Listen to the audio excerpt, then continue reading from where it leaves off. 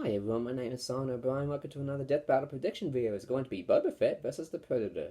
Now, I'm going to make this a pretty quick one because it ultimately comes down to what Death Battle is going to do for both Predator and Boba Fett. So, I'll just make it very straightforward here. So, in terms of stats, like strength-wise, I think they're pretty much evenly matched with a slight edge for Predator because Predator is also able to overpower his victims and all that with his sheer strength. And the Predator can also break through steel doors and hold up some steel doors and all that and go through them and all. And is also able to tackle xenomorphs and xenomorph queens. Yeah, pretty badass stuff the Predator is. On Boba's side, though, he isn't too far behind. He is able to break through doors. He's able to scale to Mandalorians who have fought droids with their vibro blades and yeah. And they also been able to go through like a couple of buildings and all that.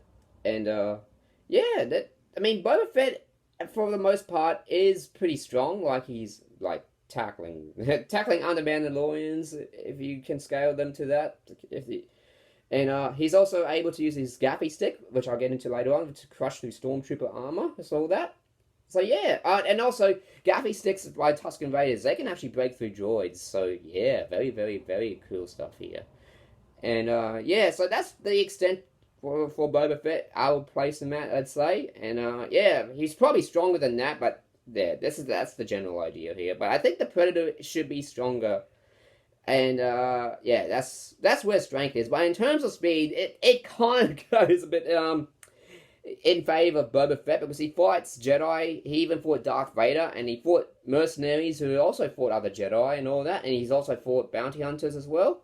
And he's fought a couple of battle droids that also go through nanosecond speeds and all that. Yeah, and whereas for Predator, he only fought humans, and he also dodged machine guns and other plasma casts from hostile predators. Like the Predators are actually kind of interesting because they do fight each other as well. So yeah, that's kind of cool stuff. But yeah, I don't think the speed difference is going to matter in terms of combat because Predator does have a couple of tricks that can make it evenly out.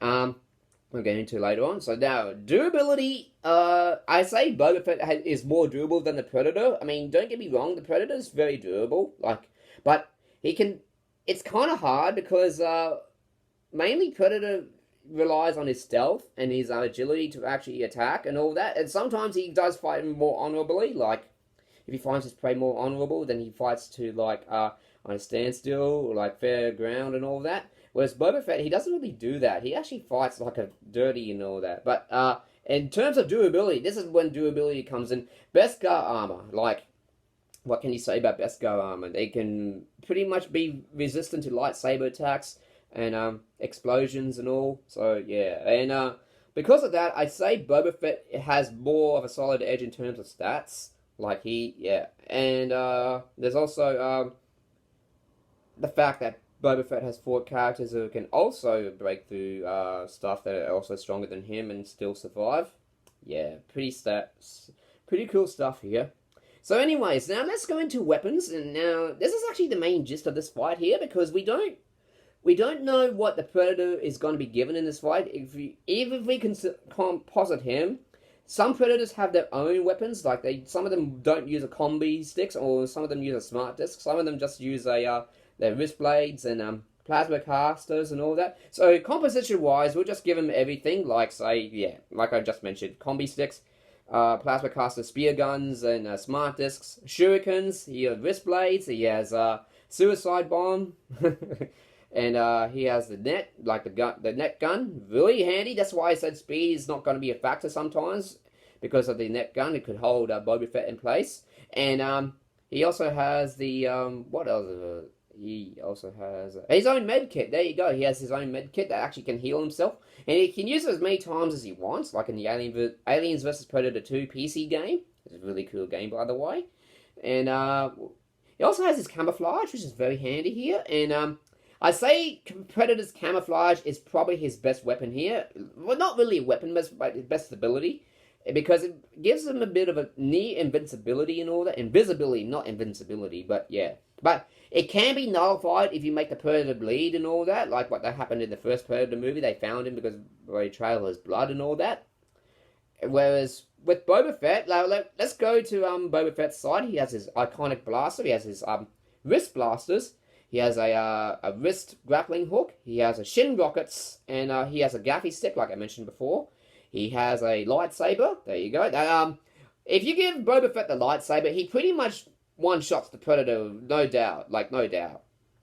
Although the Predator probably could do something about it, like with his smart disc for going through vibration, molecular levels, that. So it could be interesting what they're going to do with that smart disc, though, because it can be thrown as a weapon. It could be like a boomerang, like the Predator can just throw it from behind and boom, hit Boba Fett in the back. So yeah, pretty cool stuff there. But we'll see how it goes. But I say the lightsaber is the most powerful melee weapon in this fight. There you go.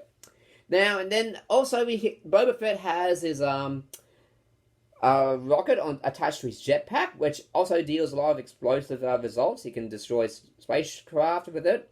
He can destroy, spacecraft like TIE fighters and X-Wings, other fighter jet type stuff in Star Wars. So there's that. And he has his flamethrower. The flamethrower is actually interesting here because it can nullify Predator's camouflage to an extent as well, because what can you do when you're burning, like, while camouflaged? It doesn't really help, really. And also, Boba Fett does have grenades, like EMP grenades, which will be very handy in this fight, too. Like, it'll pretty much shut down all Predator's technology and all that. He also has his own thermo detonators, and he has frag grenades. Yeah, pretty cool stuff. And flashbangs as well. So, yeah, Boba Fett, in my opinion, has more utility to work with.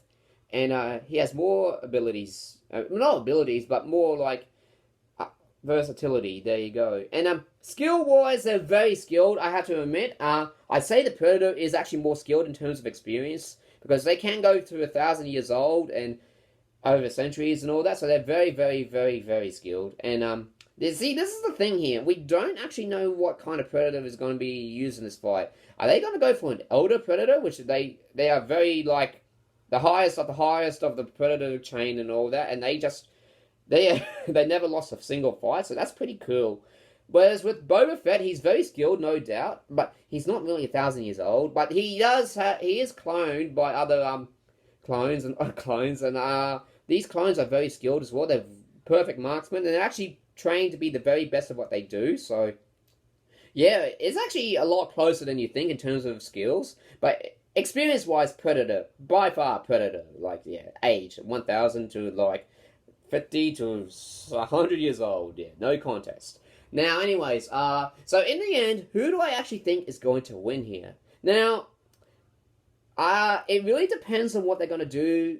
Like I said, it really depends on what they're going to do with both sides. Like, I believe I haven't mentioned the Rancor that Boba Fett has. Like, if Death Battle gives him the Rancor, that's it. Like, there is no way the Predator is going to do anything to something that can withstand lightsaber attacks and a couple of rocket launcher blasts and something that can sniff out camouflaged foes before. So, yeah, that's... It does get overkill, really. But if you take away the Rancor, just for the sake of fairness, it's a lot closer than what people think, really. I mean, the speed difference is pretty big in favor of Boba Fett, but again, Predator has his gadgets that can actually hold him in place, like the neck gun, and the smart disc can actually fry up the jetpack, and yeah, there you go. And so it's not really big of a stomp here, but